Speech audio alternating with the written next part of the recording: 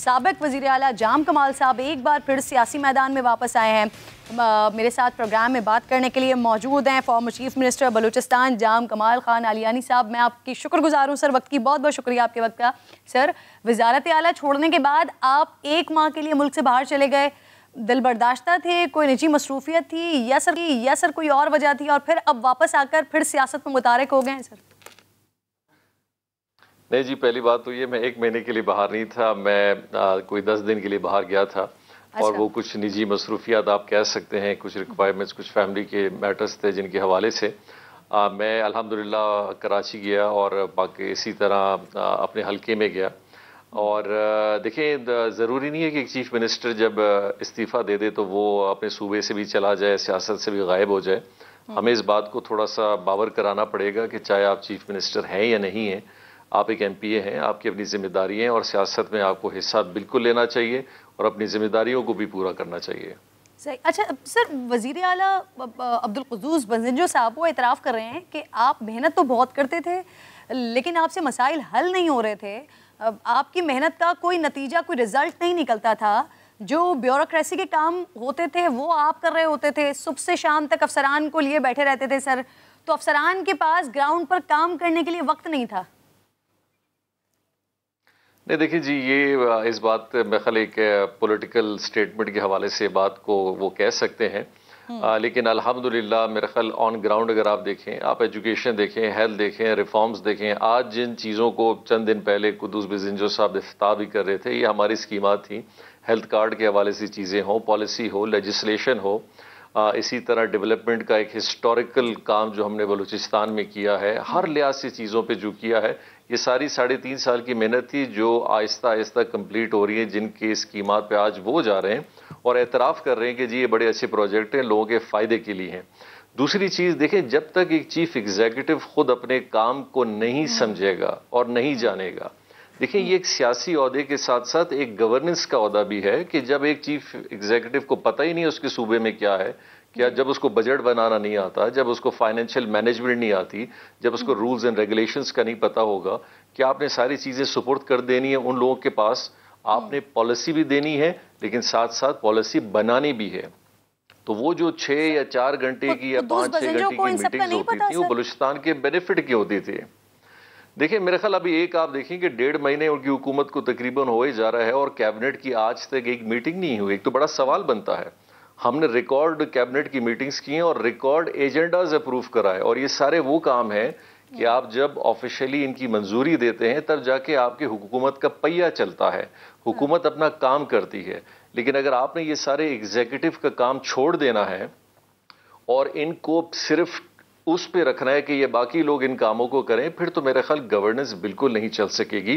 क्योंकि इसी चीज का हमें असेंबली में भी सुनना पड़ता था जब हम थे कि देखिए जी आपने हर चीज अगर अफसरान को दे दिया है तो फिर हुकूमत में आप क्या काम कर रहे हैं? सर आप अभी भी समझते हैं कि सब कुछ बेहतरीन चल रहा था, तो वो नवाज शरीफ साहब का एक बड़ा मशहूर ज़माना जुमला है, मुझे क्यों निकाला, तो जाम कमाल को क्यों निकाला सर? जी पहली बात है, जाम कमाल को किसी ने निकाला नहीं, जाम कमाल ने अपना इस्तीफा खुद दिया है और बड़े सर हालात ऐसे बना दिए गए थे ना कि आपको इस्तीफा देना पड़ गया सर। जी, और मैंने देखे 2 चीज़ों के लिए मैंने इस्तीफ़ा अपना दिया। जब ये बात आई कि बलूचिस्तान अवामी पार्टी टूटने की तरफ जा रही है और कोलिशन को हटा के PDM को हुकूमत का हिस्सा बनाया जाएगा, और अगर जाम कमाल ने अपनी ज़िद ना छोड़ी, और मेरे को तो कल लक़ब भी दिए जा रहे थे कि जी इन्होंने सरिया बांधा हुआ है अपने गर्दन में, अल्हम्दुलिल्लाह नहीं मेरे सर में कोई सरिया है, नहीं दिमाग के अंदर कोई सरिया है। तो मैंने उन सारी चीज़ों को देखते हुए फिर एक ऐसा डिसीजन लिया, और मेरे ख्याल एक अच्छी बात है। देखिए जिन चीज़ों का मुझ पे इल्ज़ाम लगा या हमारी हुकूमत पे इल्ज़ाम लगा, तो एक बड़ा अच्छा टाइम है ये दूसरी हुकूमत उन चीज़ों को दूर करे और हमें कंपैरेटिवली एक अच्छा परफॉर्मेंस, एक गवर्नेंस के हवाले से, पॉलिटिकल मैनेजमेंट के हवाले से एक हुकूमत दिखाएं। और मैं एक और बात ऐड करता चलूं, सना बलोच साहब अपोजिशन के जमात सारे कहते थे जी हर दिन जाम कमाल की हुकूमत में एहतजाज हो रहे हैं। बेखल उससे ज्यादा एहतजाज तो अभी इस 1.5 महीने में हमने देखा है कि ग्वादर में एहतजाज है, स्टूडेंट एहतजाज पे हैं, क्वेटा में पानी के लोगों ने एहतजाज किया हुआ है, हरनाई वालों ने एहतजाज किया हुआ है, हर लिहाज से YDA वाले डॉक्टर्स ने एहतजाज किया हुआ है। चलें आज हमारी हुकूमत नहीं है, आप तनकीन करते थे तो आज आप उस चीज़ों को ठीक करें, क्योंकि अब तो बलूचिस्तान में अपोजिशन है ही नहीं।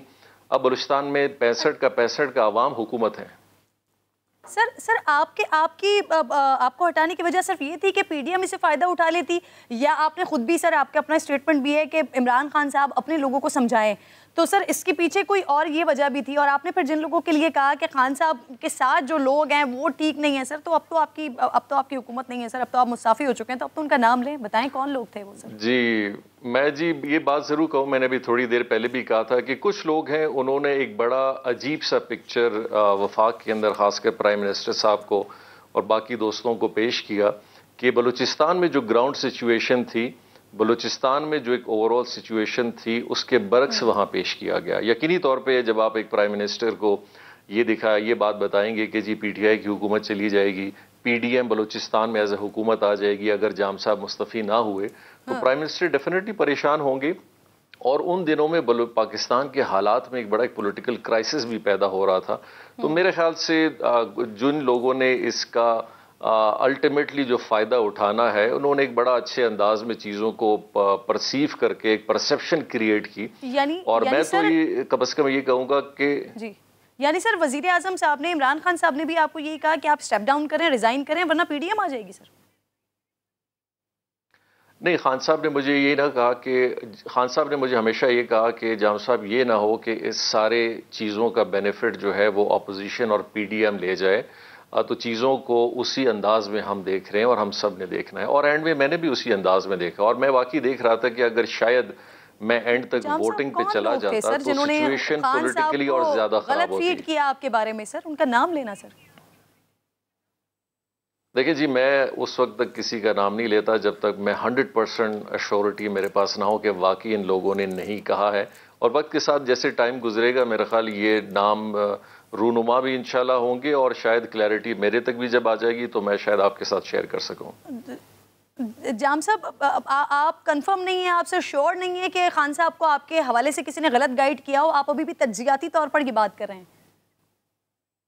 नहीं, ये बात तो मैं अश्योरिटी से कह सकता हूँ कि डेफिनेटली जिन हकाइक को खान साहब के सामने कुछ लोगों ने रखने की कोशिश की और रखा, उनमें वो हकाइक 100% नहीं थे, 50-60% आप कह सकते हैं, लेकिन 100% उन चीज़ों में हकाइक नहीं थे। अच्छा सर, आपको स्टेप डाउन होना पड़ा, उसमें चेयरमैन सेनेट सादिक संजरानी और डेप्यूटी स्पीकर सर कौमी असेंबली कासिम सूरी साहब, उनका क्या किरदार था? आपने वज़ीर आज़म से ये भी कहा था सर कि वफाकी वज़रा को बलूचिस्तान में मुदाखलत से रोकें।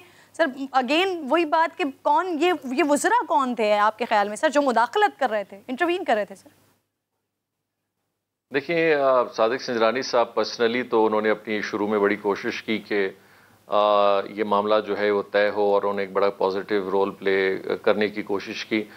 लेकिन मेरा उनसे ये गिला ज़रूर रहा कि उनके भाई हैं इजाज़ संजरानी साहब हैं, उन्होंने बाकायदा उस कैंप में बड़ा एक्टिव रोल प्ले किया, और जब मैंने इस्तीफ़ा दिया तो उन्होंने विक्ट्री के निशान और मिठाई बांटना वगैरह सारा किया। इस बात का जो है ना, मैंने ये बात किसी के थ्रू उनके सामने ज़रूर रखी है कि शायद आपकी इन्वॉल्वमेंट नहीं थी, लेकिन आपके सगे भाई का इस पूरे एक्टिविटी में होना एक बहुत बड़ा शुबा है, और उसकी क्लैरिटी होना भी बड़ी ज़रूरी बात है। तो सर फिर क्लैरिटी मिली आपको? सादिक संजरानी साहब ने क्या कहा फिर आपको सर? मेरी अभी तक उनसे मुलाकात नहीं हुई, जब किसी दिन होगी अभी आने वाले दिनों में तो मैं डेफिनेटली ये बात उनके सामने भी रखूंगा। सही। अच्छा सर, अगेन वही चीज़ मैं आपसे पूछूंगी, आपने अपनी वजारत के आखिरी दिनों में सर ऑब्वियसली वज़ीर आज़म के लिए आपने कहा था कि उनके इर्द गिर्द लोग जो मौजूद हैं वो उनसे मुखलिस नहीं है। सर एटलीस्ट जो मुखलिस नहीं है उनका नाम तो बता सकते हैं आप, या जो मुखलिस हैं एटलीस्ट उनका नाम बता दीजिए। देखिए, प्राइम मिनिस्टर साहब एक बहुत एक्सपीरियंस्ड, और उनका एक मैंने जो देखा असेसमेंट चीज़ों के बारे में बहुत अच्छी है। वो लोगों को बड़ा अच्छा नाप तोल के जानते हैं कि कौन किस हवाले से है। ये अलग बात है कि वक्त का तकाजा ऐसा है कि शायद बहुत चीज़ों पे उनका तज्जिया भी बड़ा ओपन ना है। प्राइम मिनिस्टर साहब इंशाल्लाह मेरे ख्याल उन चीज़ों को अच्छा समझते भी हैं और ऐसे लोगों को भी जानते हैं। बट मैं वही कहूँगा कि शायद वो वक्त ऐसा था जहाँ चीज़ों का जो फैसला कुन माहौल जो बना, वो शायद हम बहुत सारे लोग कुछ करने के सूरत में भी अगर थे, लेकिन माहौल ऐसा पैदा किया गया कि वो चीज़ें खराबी की तरफ जा रही थी। जाम साहब, नाम बताने से सर क्यों आप हिचकिचा रहे हैं? कौन नहीं है सर खान साहब से मुखलिस? नहीं जी, नहीं। मैंने जैसे आपको मैडम कहा कि मेरी कम से कम मैं अपनी सियासत में डायरेक्ट नेम्स उस एश्योरिटी तक, देखिए मैंने अभी आपको थोड़ी देर पहले एक नाम एक बताया, जहां तक मुझे क्लैरिटी मिली, जिन चीज़ों को मैंने अपने आंखों से देखा, उन तस्वीर को देखा, तो मैंने नाम लिया। जिन चीज़ों को अभी तक मैंने हकीकत के तौर पे देखा नहीं है, आने वाले दिनों में अगर उनकी हकायक मेरे तक पहुंच जाएगी तो मैं आपसे ज़रूर शेयर करूंगा। सर, अब परवेज खटक साहब, डिप्टी स्पीकर साहब, सेनेट चेयरमैन, इनका कोई किरदार नहीं रहा आपकी हुकूमत जाने में, आप समझते हैं सर?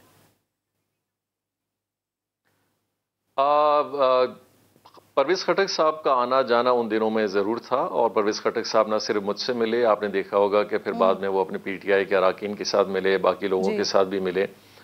यकीनी तौर पे प्राइम मिनिस्टर साहब ने उनको यहाँ भेजा था कि वो इस सिचुएशन को एसेस करें और फिर चीज़ों के हवाले से उनको बताएं कि क्या ग्राउंड में चीज़ें हो रही हैं, परवेज खटक ने आपको क्या कहा? मैं चूंकि जैसे जी, परवेज खटक साहब का और सादिक संजरानी साहब का यही कहना था आखिरी दिनों में जब वहाँ थे, वो हमारे बाकी पार्लियामेंटेरियन से भी मिले, सबसे उनका इंटरेक्शन हुआ कि उन्होंने अपनी पूरी कोशिश की, लेकिन ये जो नाराज़ अरकान हैं ये किसी सूरत नहीं मान रहे, और उन्होंने यही कहा है कि अगर आप हमारी बात नहीं मानेंगे तब हम अपोजिशन के साथ मिल के फिर हुकूमत की तरफ जाएंगे, जो कि बहुत नामुनासिब बात होगी।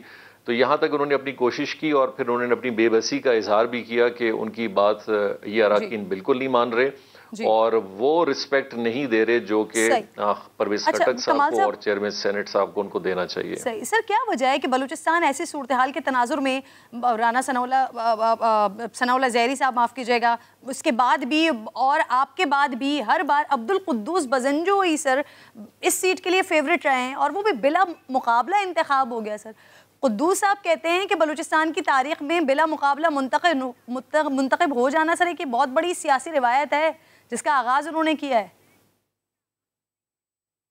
देखिए जी, ये तो मेरे ख्याल रिवायत बड़ी अजीब सी रिवायत है कि जिस असेंबली के अंदर अगर अपोजिशन और हुकूमत दोनों अगर किसी पे इत्तेफाक राय कायम करें तो जब मुझे बड़ी हैरत है कि और वो गवर्नमेंट बनाए जहां पीडीएम भी मौजूद हो, जहां पीटीआई भी मौजूद हो, जहां बीएपी भी मौजूद हो, पीपल्स पार्टी भी मौजूद हो, एएनपी भी मौजूद हो। तो ये बड़ा अजीब सा एक तजाद बना हुआ है कि एक ऐसा तजाद जिसमें नेशनल लेवल पे तो सब इख्तिलाफात हैं, प्रोविंशियल लेवल पे भी वो इख्तिलाफात हैं, लेकिन असेंबली के अंदर वो इख्तिलाफात नहीं है। तो इसके पीछे हमें बड़ी तहकीक करनी पड़ेगी कि वो क्या चीजें हैं सर। वैसे जो आपके साथ भी तो एएनपी थी ना कोलिशन में सर, और वो पीडीएम का हिस्सा थी। जी बिल्कुल थी, जी बिल्कुल थी। और देखिए हमारे साथ आखिर तक रहे पाकिस्तान तहरीक इंसाफ, अवामी नेशनल पार्टी, JWP, हमारे साथ हज़ारा डेमोक्रेटिक, हम सारी पार्टीज एंड तक एक साथ थे। लेकिन चूंकि वो नंबर गेम में बीएपी के चंद लोग और फिर बीएनपी अवामी के 2 मेंबरान और आजाद हमारे साथ एक मेंबर नहीं थे। अब सर ये आपका कहना कि फिर पीडीएम वाले ऑपोजिशन जो है वो मिलकर पीडीएम के साथ हुकूमत बना लेंगे, तो सर ये तो पहले ही था, वो तो पहले ही आपके साथ हुकूमत में थे ना, एएनपी के लोग तो आपके साथ थे सर। जी, एएनपी सिर्फ हमारे साथ थी, बाकी बलूचिस्तान नेशनल पार्टी जो बीएनपी मेंगल है, और फिर दूसरी जो आपने देखा होगा कि JUI है, जो कि एक बहुत बड़ी तादाद में ये 2 पार्टियां 22 से 23 अरकान हैं, ये हमारे साथ बिल्कुल नहीं थे। अवामी नेशनल पार्टी पहले से थी, जब पीडीएम का शायद उस वक्त तक उसकी बेंचमार्क भी नहीं रखा गया था, उस वक्त तक पहले दिन से हमारे साथ थी। सही सर, ऐसी रिपोर्ट्स भी थी जाम साहब कि आपके इस्तीफे के बाद बलूचिस्तान को फाइनेंशियल क्राइसिस का सामना होगा, क्या सिचुएशन है सर इस वक्त? देखिए जी, हुकूमतों को फाइनेंशियल क्राइसिस का ऐसा कोई इशू नहीं है। फेडरल गवर्नमेंट ने अपने रिकॉर्ड रेवेन्यू रिसीट्स भी दिखाए हैं जिस UNFC के तहत वो बलूचिस्तान को आएंगी। मेरे ख्याल से जो इस वक्त सबसे बड़ा चैलेंज है जो हुकूमत बलूचिस्तान, जिसको नॉन सीरियस नहीं कहूँगा लेकिन उसको एड्रेस नहीं कर रही, वो है बलूचिस्तान की डेवलपमेंट को जो फ्रीज किया गया है। तकरीबन 100 अरब से ज़्यादा के प्रोजेक्ट्स को जब आप फ्रीज करने जाएंगे तो आपको उसका अंदाज़ा नहीं है कि पूरे बलूचिस्तान के गली गांव तक इसके असरात किस तरह नेगेटिव जाएंगे और लोगों को कितनी नेगेटिविटी नॉन डेवलपमेंट की सूरत में मिलेगी। तो मेरा ख्याल मशवरा है कि वो थोड़ा इसको सीरियस लें, बलूचिस्तान के हवाले से ये कहा जाता है हो गया और कुछ फैसले करें।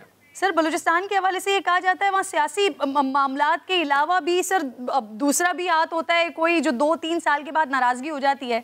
तो आपके साथ भी क्या सर कुछ इस तरह का मामला हुआ? देखिए, बलूचिस्तान में अमूमन एक माजी में भी हम रिकॉर्ड देखें तो बल्कि सिर्फ बलूचिस्तान में नहीं पूरे पाकिस्तान में नाराज़गी हर जगह आती हैं। बलूचिस्तान के अंदर उसकी नाराजगी का इम्पैक्ट इसीलिए हमें जल्दी नजर आता है कि यहाँ नंबर गेम बहुत छोटा है। पंजाब के अंदर, केपी के अंदर, सिंध के अंदर बहुत बड़ा नंबर गेम है। कम से कम आपके पास 30-40 एमपीएज एक साथ नहीं होते तो आप कहीं चेंज नहीं ला सकते। बलूचिस्तान में ये 4-5 का नंबर गेम है। 5-6 एमपीएज इधर से उधर कहीं नाराज हो जाते हैं, पूरी हुकूमत हिलने लग जाती है। तो यहाँ उस पॉलिटिकल डेमोक्रेटिक डिसीजन या स्टेप को लेने में बड़ी आसानी होती है। सर आपने भी तो मुस्लिम लीग नून की के दौर में सर हुकूमत का तख्ता पलटा था जाम साहब, आज आपको इस बात का अफसोस है?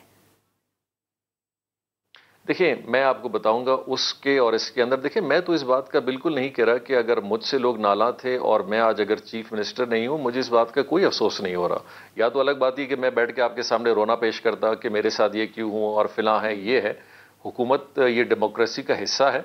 मुझे अगर आज एक मेजॉरिटी या मुझे पसंद नहीं करती, वेरी गुड, मैं बिल्कुल साइड पे हूं, अपनी पॉलिटिक्स कर रहा हूं। आज अपने असेंबली में गया हूं और अपना पॉजिटिव रोल प्ले करूंगा। लेकिन उस वक्त जो सिचुएशन थी वो थोड़ी सी मुख्तलिफ यूं थी। उसके अंदर भी इस तरह के मामला थे कि जहां पार्टी के अंदर लोग नाला थे, बहुत नाराज थे, लेकिन दूसरे पार्टी के लोग भी हमारे पास है। उसमें नेशनल पार्टी के लोग आए, पख्तूनख्वा के मेंबर हमारे पास आए और इन सब ने मुत्तफिका राय से वही एक फैसला किया। तो बात में मैं ये सिर्फ कहना चाहूंगा कि मैं कम से कम इस बात में बिल्कुल गैर मुतमईन नहीं हूं कि मैं आज अगर चीफ मिनिस्टर नहीं हूं तो मैं यहां बैठ के शिकायतें शुरू करूं। मैंने आज भी कहा है मैं अपना पॉजिटिव रोल प्ले रखूंगा और कुद्दूस बजिंजो साहब को मैं आपके चैनल के तवज्जुल से भी कहूंगा। जी, कुद्दूस बजिंजो साहब के साथ मुस्तकबिल में सर हम देख रहे हैं आपको, क्योंकि वो कह रहे हैं कि आपसे राब्ता करने की कोशिश कर रहे हैं, क्योंकि आपकी मुबारकबाद उनको ट्वीट के जरिए मिल गई थी। जी, मैं कुद्दूस साहब को ये कहूँगा, बलूचिस्तान अवामी पार्टी के मेंबर हैं, मैं मेरे चंद मशवरों पे अगर वो अमल करें। देखें, जैसे भी है, आपको ये जो मुझ पे ताना लगता था कि ये बहुत मीटिंग्स करते हैं और चीज़ों अवामी चीफ मिनिस्टर हाउस नहीं है, ये अवामी दफ्तर के साथ साथ एक एग्जीक्यूटिव का दफ्तर भी है। तो आपको दोनों अंसर को साथ चलाना होगा। अगर आपने ऑफिशियल कैपेसिटी के कामों से अपने आप को दूर रखा सर, आप उनके साथ नजर आएंगे, अपना फोकस रखा कि कहीं और जाएंगे सर, हाँ या नहीं, कोई चांस है उनके साथ नजर आएंगे? मैंने एक चीज बड़ी क्लियर की है कि हर वो काम जिसमें वो चाहेंगे कि मैं उनको मशवरा दूं, एक पॉजिटिविटी के साथ आगे दूं, मैं इंशाल्लाह अपनी सर्विसेज और अपना मशवरा उनको जरूर दूंगा। लेकिन हालिया दौर में मैं ये देखता हूं कि उनके साथ बीएनपी, ठीक सर, मुझे ये पार्टी सदारत के हवाले से भी बता दीजिए प्लीज, और वो ज्यादा अपना मशवरा दे रहे हैं। सर, पार्टी सदारत के हवाले से आपका स्टांस क्या है? सदर हैं अभी आप पार्टी के?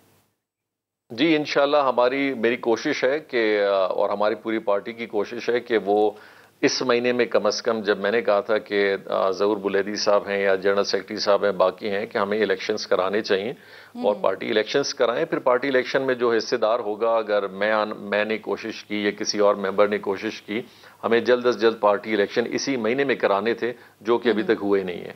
सही, बहुत बहुत शुक्रिया आपका। प्रोग्राम में आप साथ मौजूद थे।